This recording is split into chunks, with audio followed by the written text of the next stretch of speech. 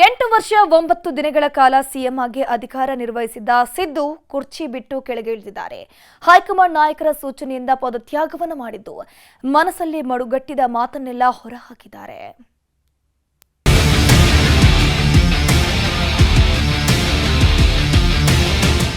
ನಾನು ಮುಖ್ಯಮಂತ್ರಿ ಸ್ಥಾನಕ್ಕೆ ರಾಜ್ಯಪಾಲರ ಭವನದಲ್ಲಿ ರಾಜೀನಾಮೆಯನ್ನು ಸಲ್ಲಿಸಿದ್ದೇನೆ. ಹಣದ ಹಿಂದೆ ಓದೋನಲ್ಲ, ಆಸ್ತಿ ಪಾಸ್ತಿ ಮಾಡ್ಕೋಬೇಕು ಅಂತಲೂ ಕೂಡ ಯೋಚನೆ ಮಾಡಿರಲಿಲ್ಲ. ನನ್ನ ರಾಜಕೀಯ ಜೀವನ ತೆರೆದ ಪುಸ್ತಕ. ನಾನು ಸಂವಿಧಾನನೇ ನಮ್ಮ ಧರ್ಮ ಅಂತ ತಿಳ್ಕೊಂಡಿರ್ತಕ್ಕಂಥವನು. ಮತದಾರರೇ ನಮ್ಮ ಅಭಿಮಾನಿ ದೇವರು. ಯಾರೇ ಬಂದರು ಎದುರ್ಯಾರೇ ನಿಂತರು ಪ್ರೀತಿ ಹಂಚುವ ಯಜಮಾನ. ಸಿದ್ದರಾಮನ ಹುಂಡಿಯ ಸಿಡಿಗುಂಡು. ಮಾತಿಗೆ ನಿಂತರೆ ಛಲದಂಕಮಲ್ಲ, ಪಟ್ಟು ಹಾಕಿ ನಿಂತರೆ ಸೋಲನ್ನೇ ಕಾಣದ ಸರದಾರ. ಎದುರಾಳಿಗಳ ಗುಂಡಿಗೆ ನಡುಗಿಸುತ್ತಿದ್ದ ರಾಜಕೀಯ ಪರಾಕ್ರಮಿ. ಒಮ್ಮೊಮ್ಮೆ ಕನ್ನಡ ಪಂಡಿತರಾಗ್ತಿದ್ದರು, ಮಗದೊಮ್ಮೆ ಗಟ್ಟಿ ಧ್ವನಿಯ ಗಂಡುಗಲಿಯಂತೆ ನಿಲ್ತಿದ್ರು. ಹೀಗಾಗಿಯೇ ಸಿದ್ದರಾಮಯ್ಯ ಅನ್ನೋ ಹೆಸರು ಕಾಂಗ್ರೆಸ್ ಪಾಲಿನ ಗಟ್ಟಿ ಧ್ವನಿಯಾಗಿದ್ದು. ಮುಕ್ತಾಯಗೊಳಿಸಬೇಕಾಗತ್ತೆ, ಪೂರ್ಣ ಮಾಡಬೇಕು. ನೀವು ಪೂರ್ಣ ಮಾಡಿ, ಬಟ್ ಸಮಯ ಮಿತಿ ಒಳಗೆ ಪೂರ್ಣ ಮಾಡಬೇಕು. ಶಾಶ್ವತ ಅಲ್ಲ. ನಿಮ್ಗೆ ಎದುರ್ಕತ್ತೀವಿ, ಕೇರ್ ಮಾಡಲ್ಲ ಅಂತಂದ್ರೆ ನಾವು ಕೇರ್ ಮಾಡಲ್ಲ.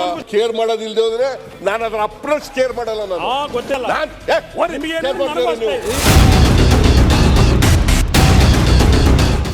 ಕೊಡ್ತಾರೆ. ಸುಮ್ಮನೆ ಹೇಳೋದು ರೈತರ ಮಕ್ಕಳಿಗೆ ಹೆಣ್ಣು ಕೊಡಲ್ಲ. ಏನಿಲ್ಲ, ರೈತರ ಹೆಣ್ಮಕ್ಳು ರೈತರ ಗಂಡು ಮಕ್ಕಳೆಲ್ಲ ಮದುವೆ ಆಗದೆ ಹಂಗೆ ಇದ್ದಾರ.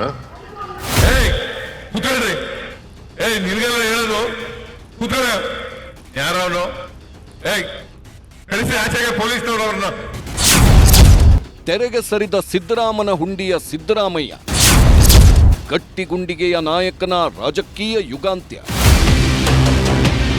ಕರುನಾಡು ಕಂಡ ಅಪ್ಪಟ ಮಾಸ್ ಲೀಡರ್, ಮಾತನಾಡುತ್ತಲೇ ಮತಬೇಟೆ ಮಾಡುತ್ತಿದ್ದ ವೋಟ್ ಪುಲ್ಲರ್, ಅಭಿಮಾನಿಗಳ ಪಾಲಿನ ದಿ ಗ್ರೇಟ್ ಲೀಡರ್. ನಡೆ ನುಡಿಯಲ್ಲಿ ಜನಪ್ರಿಯವಾಗಿದ್ದ ರಾಜ್ಯ ರಾಜಕಾರಣದ ಗಟ್ಟಿ ಧ್ವನಿ ಸಿಎಂ ಗದ್ದುಗೆಯಿಂದ ಕೆಳಗಿಳಿದಿದೆ. ಹಿಂದುಳಿದ ವರ್ಗದ ನಾಯಕ ಅಂತಾನೆ ಗುರುತಿಸಿಕೊಂಡ ಸಿದ್ದರಾಮಯ್ಯ ಚುನಾವಣಾ ರಾಜಕೀಯದ ಸಂಧ್ಯಾಕಾಲಕ್ಕೆ ಬಂದು ನಿಂತಿದ್ದಾರೆ. ದಿಲ್ಲಿ ನಾಯಕರಿಗೆ ಕೊಟ್ಟ ಮಾತಿನಂತೆ ರಾಜೀನಾಮೆ ಸಲ್ಲಿಸಿ ಭಾರವಾದ ಮನಸ್ಸಿನಿಂದ ಹೆಜ್ಜೆ ಹಾಕಿದ್ದಾರೆ. ಯಾವುದೇ ಕೇಳು ತಾಕದು ನಿನಗೆ, ಕಾಯುವುದು ಅಭಿಮಾನ. ಸೋಲಿಗೂ ಸೋಲದ ಗೆದ್ದರು ಬೀಗದ ಒಬ್ಬರೇ ನಮ್ಮ ಯಜಮಾನ. ರಾಜ್ಯ ರಾಜಕೀಯದಲ್ಲಿ ಸಿದ್ದರಾಮಯ್ಯರದ್ದು ಅಚ್ಚಳಿಯದ ಹೆಸರು. 2 ಬಾರಿ ಸಿಎಂ, ಪ್ರತಿಪಕ್ಷ ನಾಯಕ, ಸಮನ್ವಯ ಸಮಿತಿ ಅಧ್ಯಕ್ಷ, ಹೀಗೆ ಸುದೀರ್ಘ ಅವಧಿಯಲ್ಲಿ ಕುರ್ಚಿಯಿಂದಿಳಿಯದೆ ಒಂದಿಲ್ಲೊಂದು ಅಧಿಕಾರದಲ್ಲೇ ಇದ್ದ ನಾಯಕ. ಹೈಕಮಾಂಡ್ನಿಂದ ರಾಜೀನಾಮೆ ನೀಡಬೇಕು ಅನ್ನೋ ಸಂದೇಶ ಬರ್ತಿದ್ದಂತೆ ಮೌನಕ್ಕೆ ಜಾರಿದ್ರು. ಬೆಂಗಳೂರಿಗೆ ಬಂದು 2 ದಿನ ಆದರೂ ಒಂದೇ ಒಂದು ಮಾತಾಡಿರಲಿಲ್ಲ. ತಮ್ಮ ಮುಂದಿನ ನಡೆ ಏನು ಅನ್ನೋದರ ಸಣ್ಣ ಸುಳಿವು ಬಿಟ್ಟುಕೊಟ್ಟಿರಲಿಲ್ಲ. ಆ ಎಲ್ಲ ಮೌನ ಮಾತಾಗಿ ಹೊರಬಂದಿದೆ. ಬೆಳ್ಳಂಬೆಳಿಗ್ಗೆಯೇ ತನ್ನ ಸಂಪುಟ ಸದಸ್ಯರೊಂದಿಗೆ ಬ್ರೇಕ್ಫಾಸ್ಟ್ ಮೀಟಿಂಗ್ ಹಮ್ಮಿಕೊಂಡಿದ್ರು. ಈ ವೇಳೆ ನಡೆದಿದ್ದು ಅಕ್ಷರಶಃ ಕಣ್ಣೀರ ಬೀಳ್ಕೊಡುಗೆ. ಶಿಷ್ಯಕೋಟಿಯಿಂದ ಗುರುವಿಗೆ ಸಲ್ಲಿಸಿದ ವಂದನಾರ್ಪಣೆ.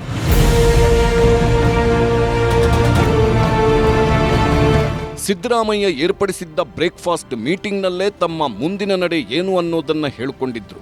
ಸಚಿವರೆಲ್ಲರ ಮುಂದೆ ರಾಜೀನಾಮೆ ಘೋಷಿಸೋದಾಗಿ ಭಾರವಾದ ಮನಸ್ಸಿನಿಂದ ಮಾತಾಡಿದ್ರು. ಸಿದ್ದು ಬಾಯಲ್ಲಿ ಇಂಥದ್ದೊಂದು ಮಾತು ಕೇಳ್ತಿದ್ದಂತೆ ಶಿಷ್ಯರೆಲ್ಲ ಕಣ್ಣೀರಿಡುವುದಕ್ಕೆ ಶುರು ಮಾಡಿದ್ರು. ಸಿದ್ದರಾಮಯ್ಯರ ಸಾಧನೆ, ವ್ಯಕ್ತಿತ್ವದ ಬಗ್ಗೆ ಮಾತನಾಡುತ್ತಿದ್ದಂತೆ ಎಲ್ಲರ ಗಂಟಲು ಕಟ್ಟಿಹೋದ್ವು. ಈ ಕ್ಷಣದಲ್ಲಿ ಸಿದ್ದರಾಮಯ್ಯ ಕೂಡ ಭಾವುಕರಾಗಿ ಹೋದ್ರು. ಸಿದ್ದರಾಮಯ್ಯಗೆ ಸಚಿವರ ಕಣ್ಣೀರ ಬೀಳ್ಕೊಡುಗೆ. ಬ್ರೇಕ್ಫಾಸ್ಟ್ ಮೀಟಿಂಗ್ನಲ್ಲಿ ಒಂದಿಷ್ಟು ಭಾವನಾತ್ಮಕ ಸನ್ನಿವೇಶಗಳು ಸೃಷ್ಟಿಯಾಗಿದ್ವು. ಸಿದ್ದರಾಮಯ್ಯರನ್ನ ಬಿಗಿದಪ್ಪಿಕೊಂಡ ಡಿಕೆ ಶಿವಕುಮಾರ್ ಕಾಲಿಗೆ ಬಿದ್ದು ಆಶೀರ್ವಾದ ಪಡೆದರು. ಈ ಕ್ಷಣವಂತೂ ಪದತ್ಯಾಗ ಚಿತ್ರಣವನ್ನೇ ಕಟ್ಟಿಕೊಡುವಂತಿತ್ತು. ನಂತರ ಸಭೆ ಮುಗಿಸಿ ಹೊರಬಂದರೂ ಮಾತಿಲ್ಲ, ಕಥೆ ಇಲ್ಲ. ಈ ವೇಳೆ ಸಿದ್ದು ಪರಮಾಪ್ತ ಸಂತೋಷ್ ಲಾಡ್ ಬಿಕ್ಕಿ ಬಿಕ್ಕಿ ಕಣ್ಣೀರಿಟ್ರು. ಸಿದ್ದರಾಮಯ್ಯ ರಾಜೀನಾಮೆ ಕೊಡ್ತಾರೆ ಅನ್ನೋದನ್ನ ಅರಗಿಸಿಕೊಳ್ಳೋದಕ್ಕಾಗದೆ ಕಣ್ಣೀರು ಸುರಿಸಿದ್ರು.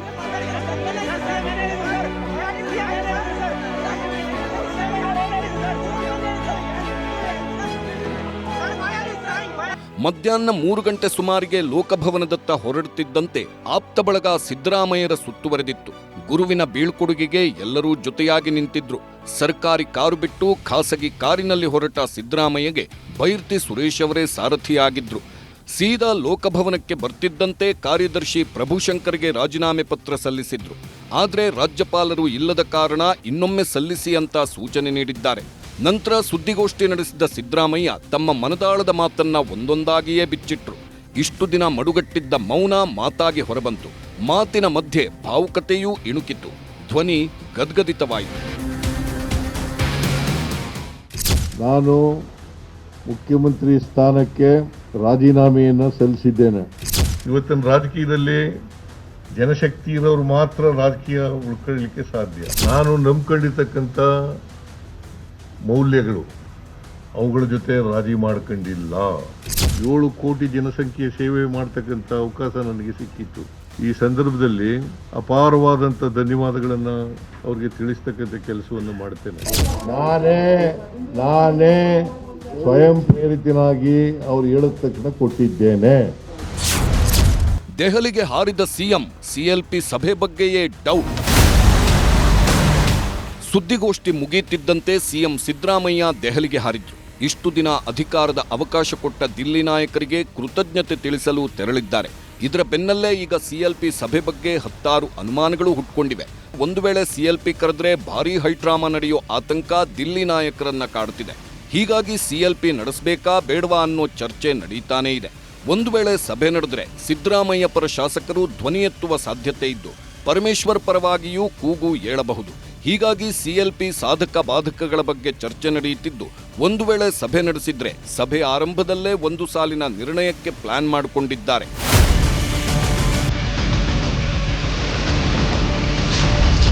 ಸುದೀರ್ಘ ಸಿಎಂ ಹೆಜ್ಜೆ ಗುರುತು.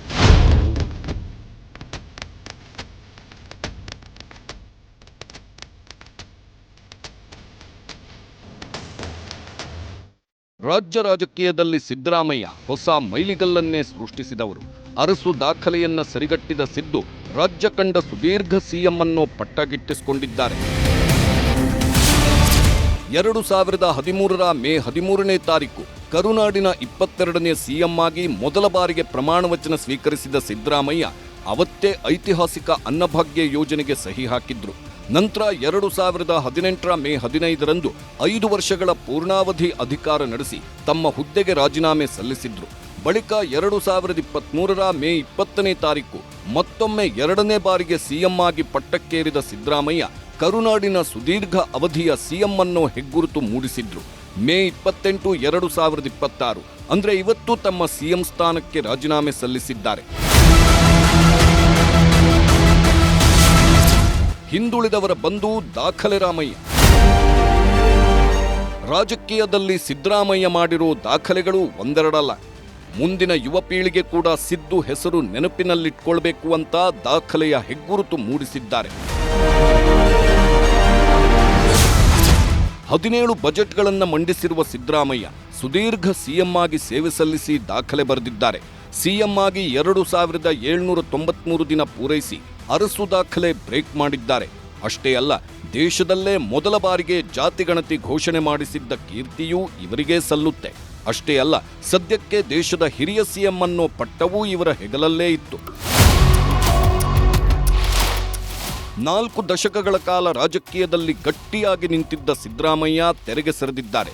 ಇಷ್ಟು ಕಾಲ ಸಿಎಂ ಹುದ್ದೆಯಲ್ಲಿದ್ದವರು 2 ವರ್ಷ ಶಾಸಕರಾಗಿ ಮುಂದುವರಿಯಲಿದ್ದಾರೆ.